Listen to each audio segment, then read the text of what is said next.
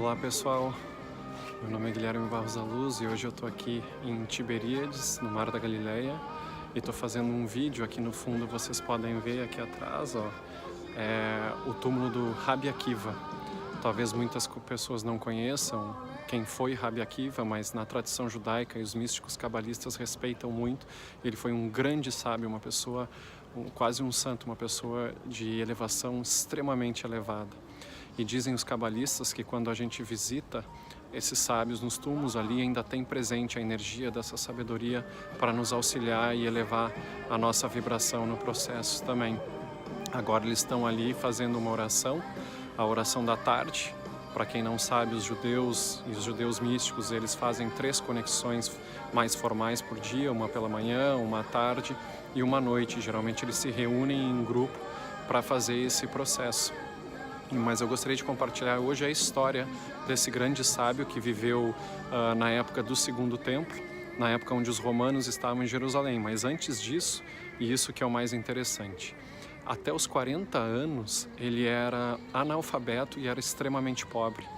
Até que uma moça, Raquel, caiu em amores por ele e ele por ela.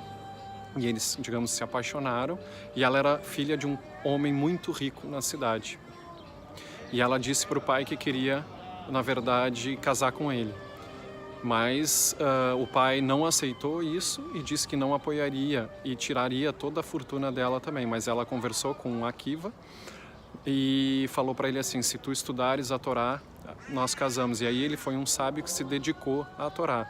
E ele pensou assim: bom, se a água vai batendo na pedra de gota em gota e perfura uma pedra, a sabedoria divina, a sabedoria da Torá, a sabedoria espiritual também vai penetrar no meu coração. E assim ele foi e se dedicou. Eles passaram por muitas dificuldades, mas ele se dedicou e foi para uma yeshivá. E aí ele foi para uma yeshivá e passou 12 anos nessa yeshivá estudando, e a mulher dele esperando por ele 12 anos. Ele adquiriu, no caso, ele juntou 12 mil alunos, se tornou um grande sábio, um grande professor. Por sinal, o grande professor de Shimon Bar Yochai, o escritor do Zohar. A sabedoria de Kabbalah, a sabedoria do misticismo judaico. Se não fosse essa cadeia de eventos, talvez a gente não teria acesso à sabedoria muito profunda que é a sabedoria de Kabbalah. Então, que é o misticismo judaico, que é o esoterismo, que é a compreensão mais profunda dos ensinamentos escritos na Torá ou nos 5 primeiros livros de Moisés. Isso é tudo codificado, tudo tem mistérios ali dentro. Então ele foi para Jerusalém e estudou lá durante 12 anos. E voltando, quando ele estava chegando em casa, ele viu a mulher dele falando com alguém. E uma pessoa perguntou: pá, mas quanto tempo mais tu vai aguentar nessa solidão? E aí a mulher falou para ele assim: se for para o meu marido estudar mesmo a Torá, eu permaneço mais 12 anos. E ele, escutando isso, ele pensou: não, talvez eu tenha que estudar mais. E voltou lá para Yeshivá, ficou mais 12 anos e voltou para a cidade daí com 24 mil alunos, e a esposa dele esperando e sabendo do serviço divino que ele estava prestando, né? Mas depois disso, o pai, sabendo que ela, na verdade, estava casada com um grande sábio na Torá, queria reatar. E tinha na tradição que precisava anular algumas promessas, como ele tinha feito a promessa de largar da filha e como se fosse deserdar a filha, ele precisava de um sábio, de um rabino. Ele procurou um erudito e um sábio na cidade. E quem era esse sábio e erudito? Era o próprio Rabi Akiva. E aí eles viveram uma vida muito alegre, de muita abundância também financeira.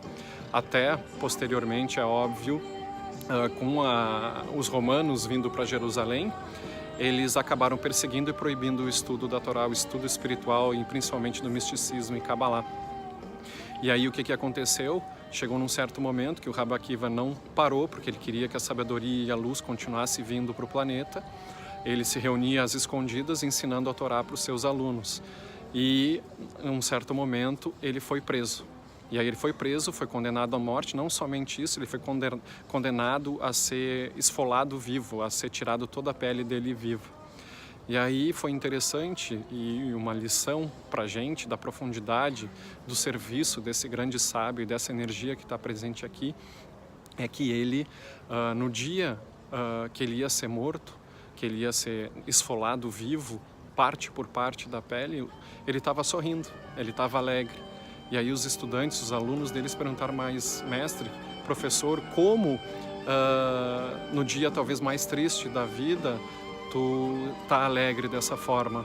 Ele falou: agora pela primeira vez eu estou tendo a oportunidade de servir a Deus com todo o meu coração, ou seja, com toda a minha alma.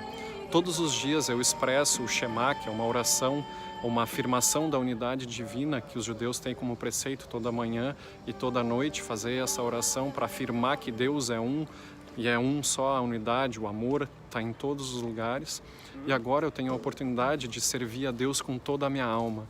Então eu também posso servir a Deus com o meu sofrimento e servindo de exemplo de fé para toda a comunidade judaica e para todos os seres humanos que entrarem em contato com essa história depois. Então a gente vê aqui como um grande sábio pode servir de inspiração para muitas e muitas pessoas numa cadeia de eventos que vai para além daquilo que a gente pode conhecer dos desígnios divinos. Então fica aqui a oportunidade de se conectar com essa energia desse grande sábio, Rabi Akiva. Eu convido vocês a pesquisarem sobre a história desse sábio e que, se não fosse também esse professor, talvez Shimon Bar Yochai não teria a capacidade posterior de canalizar aquele conhecimento direto da fonte criativa, um conhecimento talvez dos mais profundos que existem para a humanidade e que está abrindo e está sendo revelado agora no que eles chamam na época de Messias, ou a consciência messiânica vindo ao planeta, ou o que nós chamamos também de nova energia planetária, energia de ascensão. Então fica aqui uma honra profunda a esse grande sábio que talvez nem todas as pessoas da humanidade conheçam, mas estão aí silenciosamente trabalhando para a luz. Muito obrigado e fiquem com Deus.